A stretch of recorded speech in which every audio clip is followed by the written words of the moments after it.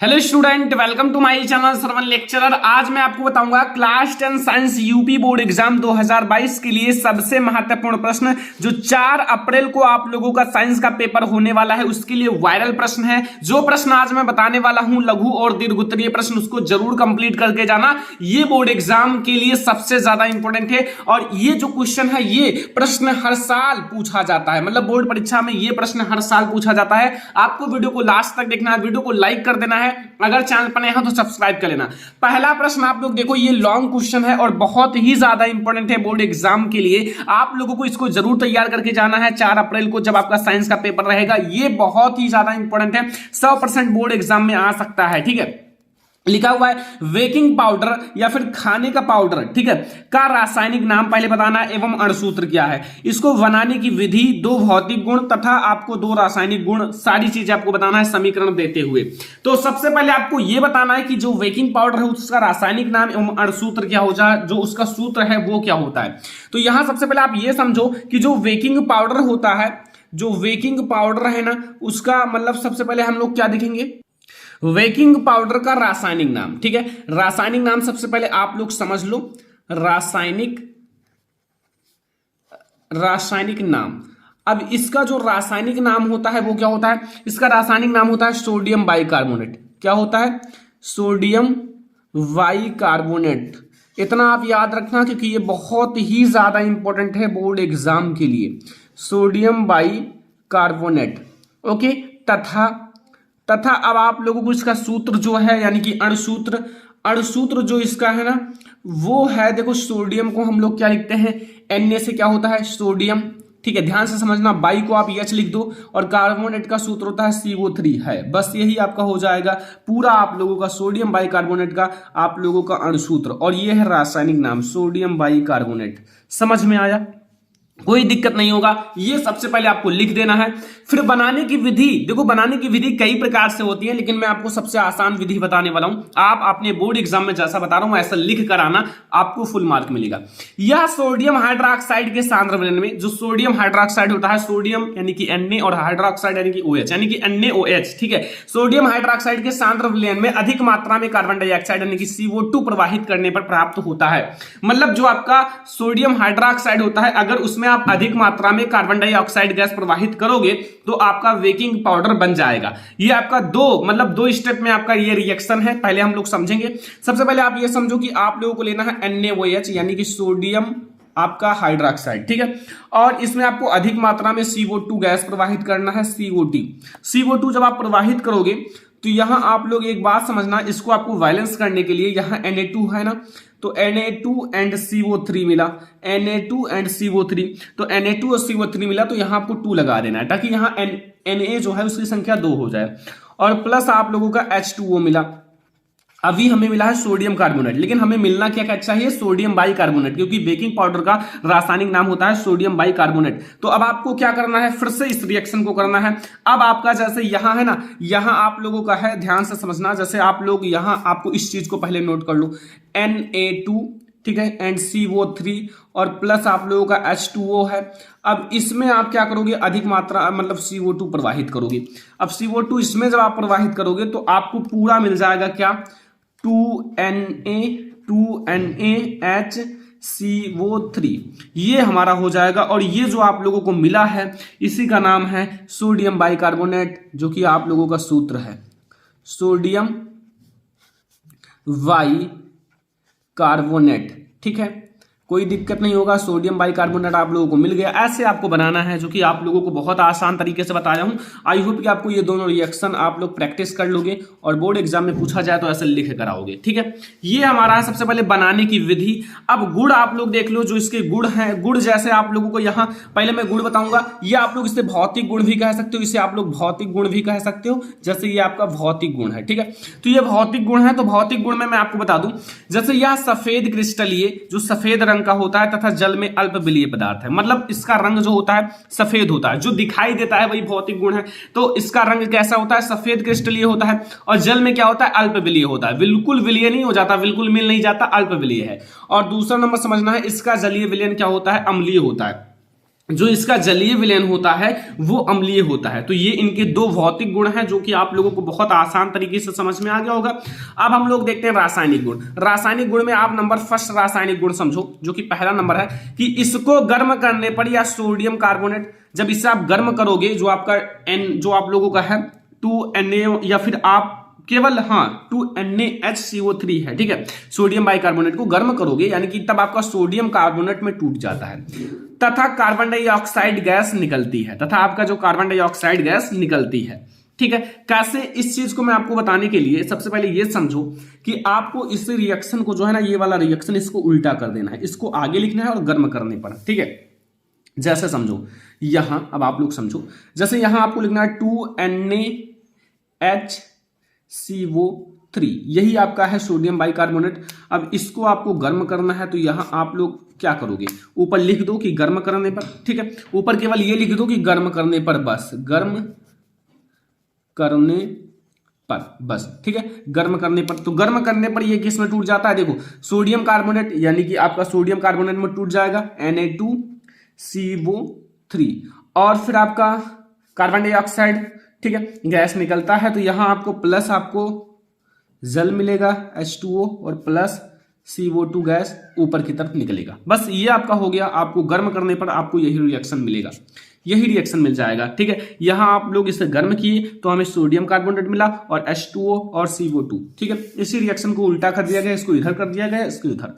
तो ये आपको समझ में आया रासायनिक गुण नंबर फर्स्ट। अब हम लोग रासायनिक गुण नंबर सेकंड देखते हैं।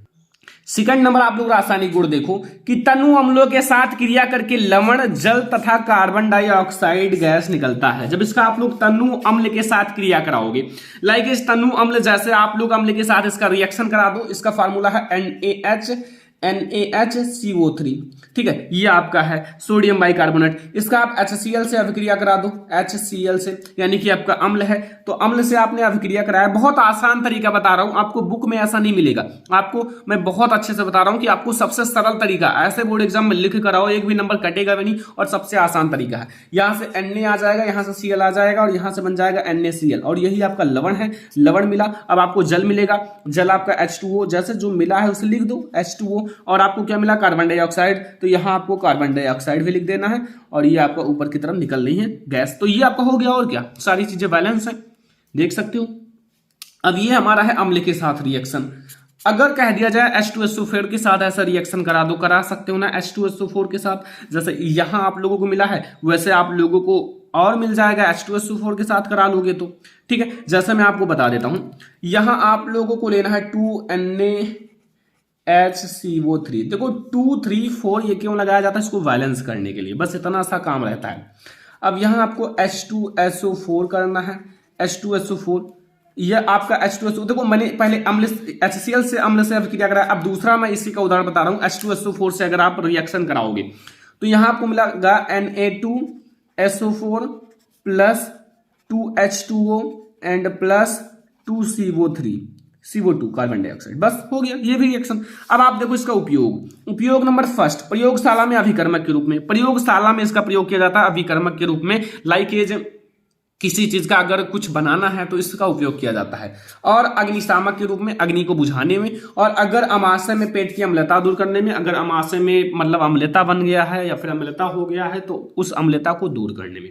तो ये पूरा हमारा क्या है, ये पूरा हमारा है बेकिंग पाउडर, यानी कि ये एक लॉन्ग क्वेश्चन है यार, याद कर लेना, मैं आपसे रिक्वेस्ट कर रहा हूं ये सारे क्वेश्चन आप याद करके ही बोर्ड एग्जाम में जाना, और जितना मैंने बताया है भौतिक गुण, रासायनिक गुण, उपयोग, बनाने की विधि, सारी चीजें याद कर लेना।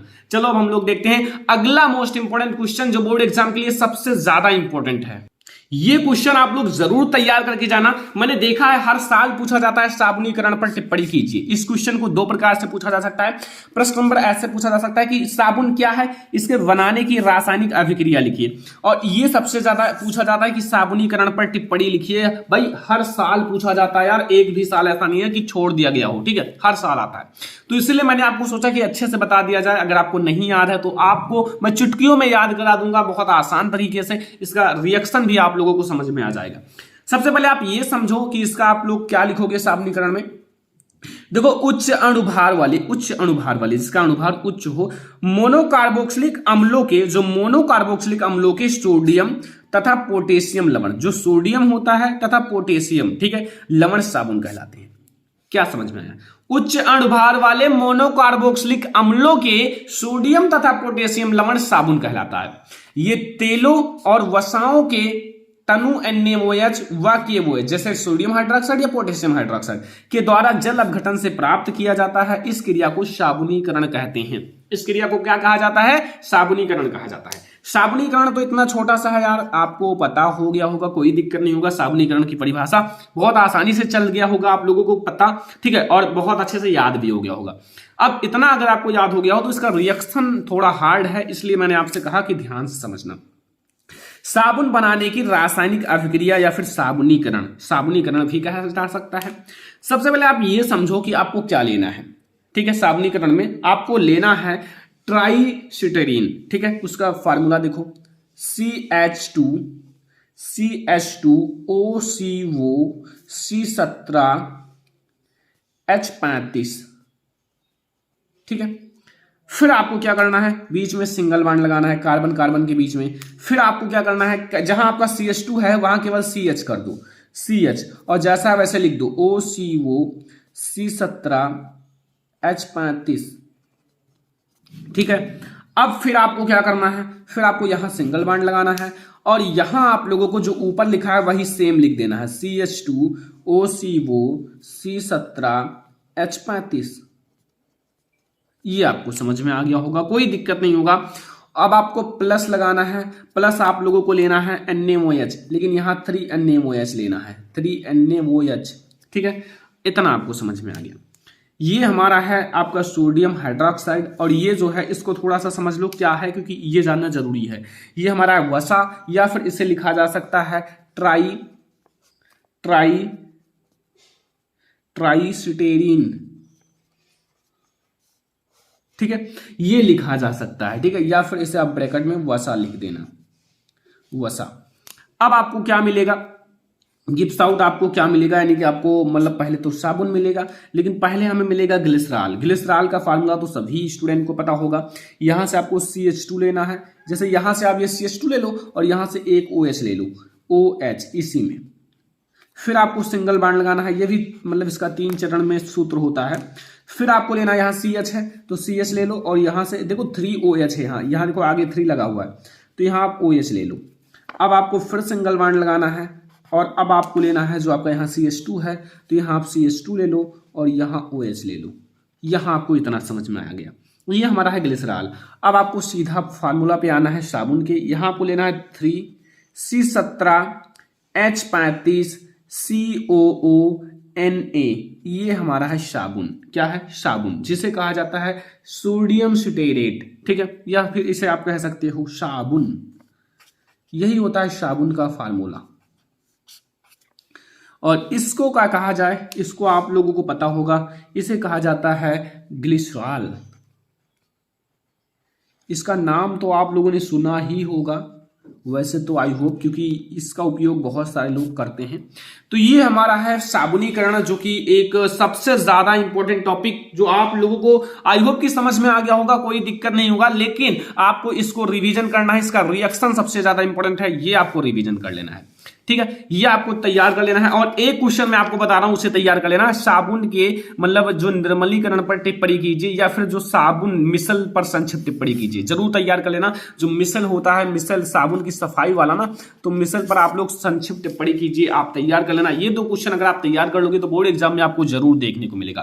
तो ये हमारा है साबुनीकरण। अब हम लोग देखते हैं अगला मोस्ट इंपोर्टेंट क्वेश्चन।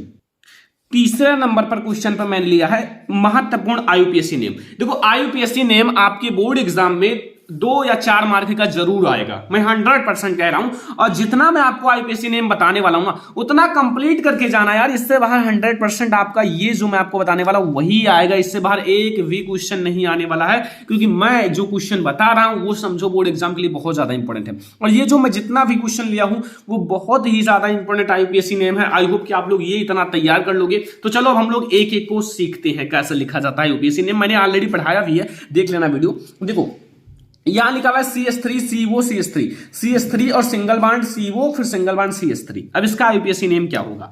सबसे पहले आईयूपीएसी नेम में एक बात समझना, ये कौन सा समूह है। ये CO आपका है और बगल बगल आपका ग्रुप जुड़ा हुआ है, जैसे आपका CH3 है, बगल बगल CH3 है और बीच में CO है, तो ये आपका कीटोन समूह है। अब कीटोन में ओन जुड़ता है और कितने कार्बन है? 1 2 3, यानी कि प्रोपेन, यानी कि उसमें ओन जोड़ दो, यानी कि प्रोपेनोन हो जाएगा इसका आईयूपीएसी नेम।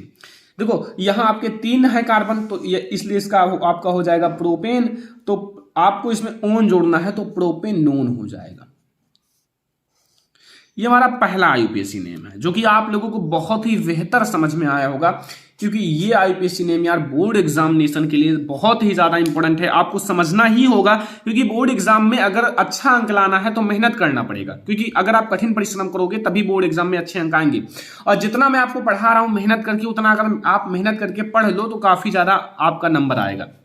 यहां लिखा हुआ है C2H5OH। देखो हाई स्कूल यानी कि जो 10वीं में काफी सरल आपके आईयूपीएसी नेम आते हैं, ठीक है। जैसा मैं आपको बता रहा हूं यही आईयूपीएसी नेम इतना ज्यादा इंपॉर्टेंट है बोर्ड एग्जाम में कि यार एक भी साल नहीं छोड़ा है, हर साल यार मैंने देखा है कि आया है। मैंने कई सारे क्वेश्चन पेपर, कई सारे गाइड, कई सारे आपके बुक बहुत सारी चेक करके ये सारा बनाया है, ठीक है, इतना मेहनत करके। ओके, तो इसका होगा, देखो यहाँ आपके 2 कार्बन है, वैसे भी C2 है तो 2 कार्बन, और ये आपका एल्कोहल समूह है OH, तो ये आपका हो जाएगा 2 कार्बन को कहा जाता है एथेन, और इसमें ऑल जोड़ दो यानी कि एथेनॉल।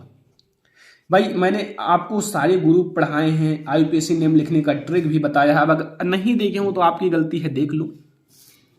अगला देखो तीसरा नंबर क्वेश्चन, CH3CH2COOH, ये आपका क्या होगा इसका आईयूपीएसी नेम? COOH ग्रुप है, ध्यान से देखना। और यहां कार्बन की संख्या कितनी है? 1 2 3 है, तो इसका हो जाएगा, देखो इसमें ओइक जुड़ेगा क्योंकि कार्बोक्सिलिक समूह है, तो ये हो जाएगा प्रोपेनोइक। ओइक जोड़ोगे तो ये हो जाएगा प्रोपेनोइक अम्ल। ये इसका आईयूपीएसी नेम है, क्या है आईयूपीएसी नेम? प्रोपेनोइक अम्ल, ये आप लोगों का है, ठीक है। ये समझ में आया ना तीसरा क्वेश्चन? कोई दिक्कत नहीं होगा, तीसरा क्वेश्चन भी आप लोगों को बहुत अच्छे से समझ में आ गया होगा। चौथे क्वेश्चन पर अब आ जाओ। चौथे क्वेश्चन पर देखो ये आप लोगों का है CH3 CH2 CO CH2 CH2, इनके बीच में सिंगल बॉन्ड है, ठीक है। अब आपको इसका आईयूपीएसी नेम बताना। देखो CO ग्रुप जुड़ा हुआ है, यानी कि वही कीटोन समूह है जो पहले में मैंने बताया था, ये वही वाला कीटोन समूह है। अब आप लोग ये सोच रहे होंगे कि इसका आईयूपीएसी नेम क्या होगा, पहले गिनती कर लो। 1 2 3 4 5, यानी कि कार्बन की संख्या कितनी है? 5 है, तो 5 है तो हो जाएगा पेंट, और इसमें ओन जोड़ोगे यानी कि पेंटेनोन। बट एक बात और याद रखना है, कितने नंबर पे जुड़ा हुआ है? 1 2 3, तो ये हो जाएगा 3, यानी कि पेंटोनियन 3, ठीक है। आईयूपीएसी नेम लिखने के रूल्स पता होना चाहिए थोड़ा सा, तब आपको समझ में आएगा। यहां 5वां नंबर मोस्ट इंपॉर्टेंट, जितना मैं मोस्ट इंपॉर्टेंट बता रहा हूं उतना कंप्लीट कर लेना बस। C2H5CHO ग्रुप है, तो ये आपको कैसे लिखना है इसका आईयूपीएसी नेम? इसमें अल जुड़ेगा, तो अब आप इसमें जैसे कितने हैं कार्बन? 2 यहाँ है और 1 यहाँ, यानी कि 3 कार्बन है, 3 कार्बन है, तो इसको लिखा जाता है प्रोपेन। तो प्रोपेन में क्या जोड़ोगे? प्रोपे, और इसमें अल जोड़ोगे यानी कि प्रोपेनल। तो ये हो गया, मैंने आपको आईयूपीएसी नेम भी बता दिया, काफी ज्यादा इंपॉर्टेंट जो था बोर्ड एग्जाम 2022 के लिए, और इससे बाहर मैं कह रहा हूं नहीं आएगा, क्योंकि ये मैंने जो 5 लिया है ना यार बहुत ज्यादा इंपॉर्टेंट है, हर बार जो पूछा जाता है वही मैंने लिया है। आईयूपीएसी नेम मैंने आपको बता दिया कि बहुत ज्यादा इंपॉर्टेंट जो है, अगर और भी चाहिए कमेंट करना, लेकिन ये जो है ना ये समझ लो यार बोर्ड एग्जाम के लिए बहुत ज्यादा इंपॉर्टेंट है, हर साल पूछा जाता है ये आईयूपीएसी नेम। तो ये आप लोग पहले तैयार कर लेना, फिर आप लोगों को मैं जब आपका पेपर होगा साइंस का तो आप लोगों को वीडियो और अच्छी लाऊंगा, ठीक है, आप लोगों को और सारे बता दूंगा। लेकिन अभी मैं बता रहा हूं कि ये 5 इतना ज्यादा इंपॉर्टेंट है कि बोर्ड एग्जाम में इसी में से आपको देखने को मिलेगा, तो यार तैयार कर लो। चलो हम लोग देखते हैं अगला क्वेश्चन। ये देखो ये आपका अंतर जो है बोर्ड एग्जाम के लिए बहुत ज्यादा इंपॉर्टेंट है। देखो आपको 2-3 अंतर तैयार करना, एक डीएनए तथा आरएनए में अंतर, एक धमनी तथा सिरा में अंतर, और एक रुधिर तथा लसिका में अंतर। ये तीनों बहुत ज्यादा इंपॉर्टेंट है जो कि आप लोगों को तैयार कर लेना चाहिए मेहनत करके। देखो यहां मैं आपको बताऊंगा जो धमनी है और सिरा है में 4 मुख्य अंतर बताइए। मतलब धमनी तथा सिरा में आपको 4 मुख्य अंतर बताना है, लेकिन मैं आपको 5 बताऊंगा, लेकिन जितना मैं बताऊंगा उतना याद कर लेना। मतलब यार थोड़ा सा मेहनत करना अपने तरफ से, क्योंकि आप लोग अगर इतना याद कर लोगे तो इसमें से 4 तो आपको याद ही रहेगा ना, बोर्ड एग्जाम में आ जाए तो आप बहुत आसानी से लिख सकते हो। तो आप एक एक को समझो। पहला देखो पहले आपको धमनी, आपको यहाँ बोर्ड एग्जाम में ऐसे ही हेडिंग डाल देना है और एक अंडरलाइन कर देना है और इधर आपको सिरा डाल देना है, मतलब दोनों का अच्छे से हेडिंग्स डाल देना। फिर एक एक को समझा रहे हैं। देखो धमनी जो होता है ना, धमनी में आप लोगों को मतलब लिखना है कि इसमें जो रुधिर होता है हृदय से अंगों की ओर बहता है। जो इसमें रुधिर है हृदय से अंगों की ओर बहता है, और सिरा में इनमें जो रुधिर है अंगों से हृदय की ओर बहता है। मतलब ये अंगों से हृदय की ओर बहता है और धमनी में रुधिर जो है हृदय से अंगों की ओर बहता है। मतलब एक दूसरे के उल्टा हैं, विपरीत हैं, और कुछ नहीं है, केवल एक दूसरे के विपरीत हैं बस।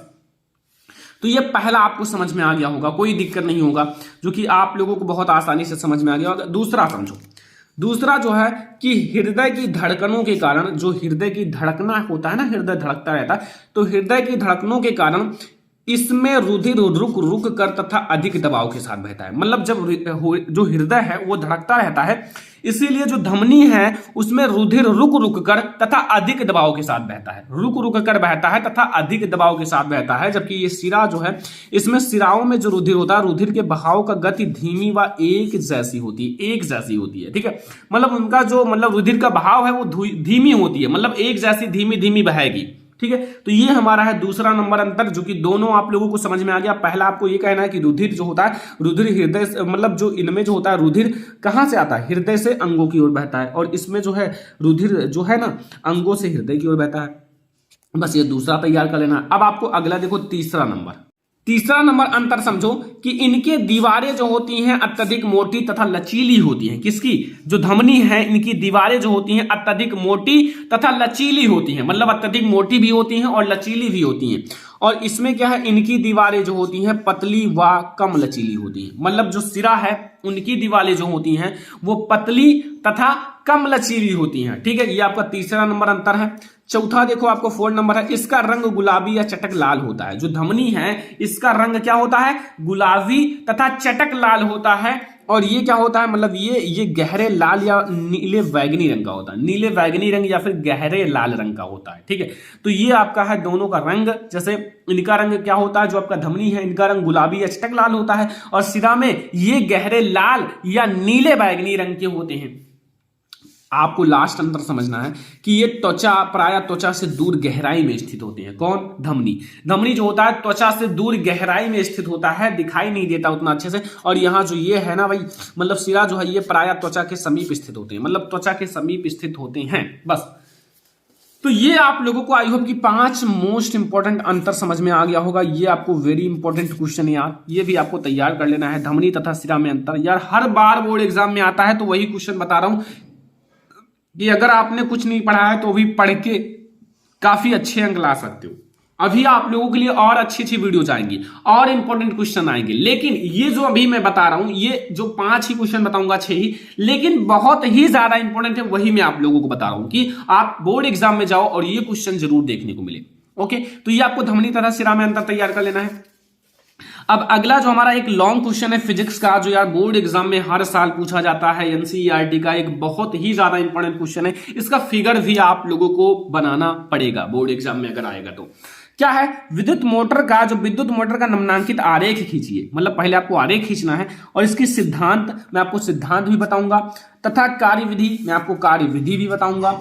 फिर आपको क्या करना, स्पष्ट कीजिए, तथा विद्युत मोटर में आप लोगों को वलय का क्या महत्व है, वलय का महत्व भी बताऊंगा। मतलब पूरा आपको विद्युत मोटर समझाने वाला हूं विद फिगर के साथ। फिगर आप लोग ध्यान से समझो, ये छोटा सा फिगर है यार, इसका कोई हार्ड फिगर नहीं है। पहले आप लोग N और S आप लोग चुंबक बना लेना, ये क्षेत्र चुंबक है, और यहाँ आप लोगों का ये है विभक्त वलय, और यहाँ आपका प्लस माइनस चार्ज है, और यहाँ आपका K कुंजी है। बस इतना सा फिगर है भाई, मैंने फिगर ऑलरेडी बनाना बताया है कैसे बनाया जाता है। ये आप लोगों का ABCD है, ठीक है, यानी कि आर्मेचर है ये। ओके, तो ये आपको पहले फिगर, छोटा सा चीज है, समझ में आ गया होगा, कोई दिक्कत नहीं होगा। ये जो बीच में है ना ABCD, ये वाला, ये आर्मेचर है, याद रखना। तो यहां से आपको कोई दिक्कत नहीं होगा, और इसमें आपका धारा प्रवाहित ही होता है। तो ये आपको पहले फिगर समझना था, और फिगर ऐसे ही बनाकर आना बोर्ड एग्जाम में, कोई दिक्कत नहीं। पहले आपको समझना है विद्युत मोटर होता क्या है, उसकी परिभाषा समझ लो भाई। आखिर विद्युत मोटर क्या होता है, आपने नाम सुना है, उससे काम भी किया होगा खेतों में, लेकिन विद्युत मोटर समझो। विद्युत मोटर एक ऐसा साधन है जो विद्युत ऊर्जा को यांत्रिक ऊर्जा में बदलता है। जो आपकी विद्युत ऊर्जा होती है ना, उसको यांत्रिक ऊर्जा में बदलती है। बस इतना सा काम है। विद्युत मोटर एक ऐसा साधन है जो विद्युत ऊर्जा को यांत्रिक ऊर्जा में बदलता है। एक छोटा सा परिभाषा है, ठीक है, इतना आपको समझ में आया, कोई दिक्कत नहीं होगा। अब आपको मैं समझाता हूं सिद्धांत समझो। देखो सिद्धांत में जो लिख रहा हूं छोटा सा है लेकिन ध्यान से समझना। देखो लिखा हुआ है, जब किसी कुंडली को चुंबकीय क्षेत्र में रखकर उसमें धारा प्रवाहित की जाती है। कोई भी कुंडली है, जैसे कुंडली है, इसको चुंबकीय क्षेत्र में रखकर उसमें धारा प्रवाहित किया गया है, तो फिर क्या हुआ, तो कुंडली पर एक बल युग्म कार्य करने लगता है। जब उस पर धारा प्रवाहित करोगे और उसके अंदर करंट उत्पन्न होगा तो भाई उस पर बल युग्म कार्य ही करेगा, कार्य जरूर करेगा बल युग्म, ठीक है। जो कुंडली को उसकी अक्ष पर घूमने का प्रयास कराता है, मतलब जो कुंडली है, कुंडली को उसकी अक्ष पर घूमने का प्रयास कराता है, उस पर बल लगाता है कि वो घूमे, क्योंकि जब उस पर आप बल लगाओगे ना तो वो घूमने लगता है। तो यदि कुंडली अपनी अक्ष पर घूमने के लिए स्वतंत्र हो तो वह घूमने लगती है। अगर वो बिल्कुल स्वतंत्र है तो वो बिल्कुल घूमने लगती है, ठीक है। तो ये आपको सिद्धांत में छोटा सा लिख देना है, कोई दिक्कत है नहीं, सारी चीजें आपको समझ में आ जाएगा। अब आपको क्रियाविधि समझना है, क्रियाविधि कैसे कार्य करता है।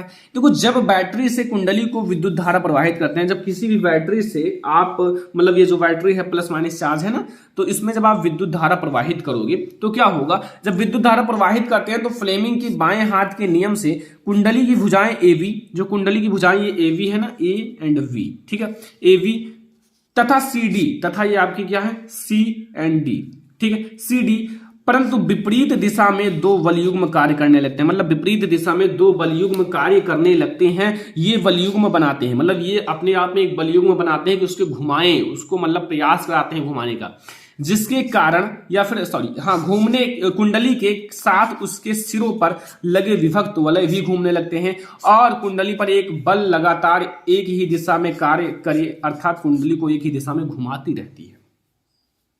अब विभक्त वलय का महत्व समझ लीजिए, छोटी सी चीज है विभक्त वलय का महत्व, आप हेडिंग में ऐसे डाल देना और लिखना, विभक्त वलय का कार्य है कुंडली में प्रवाहित धारा की दिशा को बदलना। मतलब अगर इधर जा रहा है तो मतलब इधर जाए, फिर एक बार इधर जाए, मतलब इधर जाए ऐसे, फिर ये उल्टा सीधा, मतलब विपरीत, उसकी दिशा को बदलना, ठीक है।